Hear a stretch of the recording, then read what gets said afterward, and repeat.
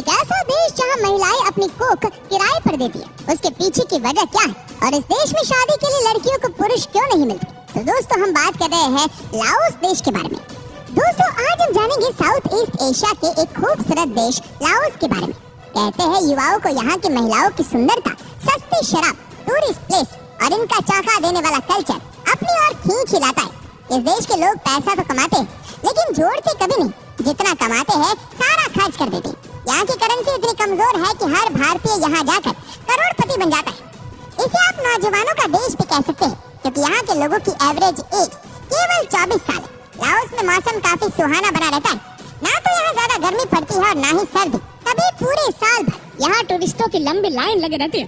इस देश में लाओटियन कीप चलता है जो भारत के केवल 0.0049 पैसे के बराबर है। अगर कोई भारतीय 1000 रुपए वहाँ की करेंसी में चेंज करवाता है तो वो 1000 रुपए 2,05,000 कीप बन जाते हैं। इसीलिए तो हर भारतीय लाओस में करोड़पति कहलाता है और यहाँ की महिलाएं इन पर फौरन आकर्षित भी हो जाती हैं। आप इस देश के बारे में एक बात जानकर चौंक जाएंगे कि यहाँ की महिलाएं अपनी कोख किराए पर देती है, यानी पैसे लेकर दूसरे शादीशुदा जोड़े के बच्चे पैदा करती है, उन्हें खुशी देती है और लाओस में इस काम को जायज माना जाता है। फ्रांस ने इस देश पर कई सालों तक शासन किया, लेकिन 1949 में इसे फ्रांस की हुकूमत से आजादी मिली और लाओस में इंडिपेंडेंट 2 दिसंबर को सेलिब्रेट किया जाता है। और इस देश में वाटरफॉल में ऐसी जगह है जहाँ जाकर पर्यटकों के साथ साथ लोकल पीपल्स भी जमकर प्रकृति की सुंदरता का मजा उठाते। झरने से गिरता पानी, हरे भरे पेड़ और मन की शांति लोगों को इस स्पॉट पर खींच लाती है। इसके अलावा राजधानी में मौजूद एक बौद्ध मंदिर है, इसके कुछ हिस्से गोल्ड से भी बनाए गए और लाओस में ये घूमने का एक केंद्र है। इसे temple of the golden city भी कहा जाता है, जो उत्तरी सिरे पर मौजूद है।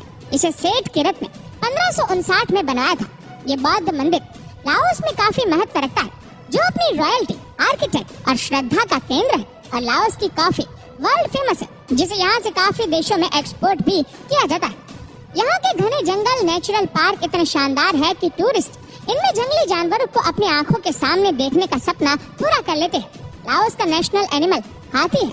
यहाँ के झंडे का लाल रंग इस देश की आजादी में शहीद हुए लोगों को दर्शाता है।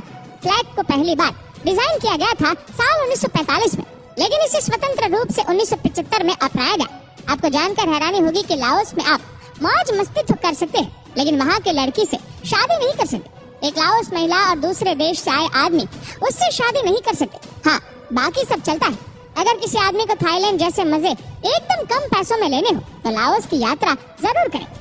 लाओस देश आता है साउथ ईस्ट एशिया के हिस्से में। इसके पड़ोसी देश म्यांमार, चीन, कंबोडिया, वियतनाम और थाईलैंड जैसे देश है।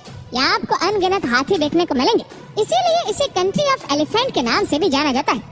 ऑफिशियली लाओस को People's Democratic Republic of Laos कहा जाता है। ये देश 2,36,800 स्क्वायर किलोमीटर में फैला हुआ है और एरिया के हिसाब से ये दुनिया का 22वां बड़ा देश है। लाओस की कुल आबादी 74 लाख है। यहाँ के 66% लोग बौद्ध धर्म को मानते हैं, जबकि 30% में यहाँ के प्राचीन धर्म आते हैं और 1.5 में ईसाई के साथ साथ बाकी के रिलीजन है। लाओस के 35% लोग शहरों में रहते हैं, जबकि 65% आज भी गाँव में रहना पसंद करते हैं। तो दोस्तों, आपको लाओस देश के बारे में जानकारी कैसी लगी हमें कमेंट करके जरूर बताएगा।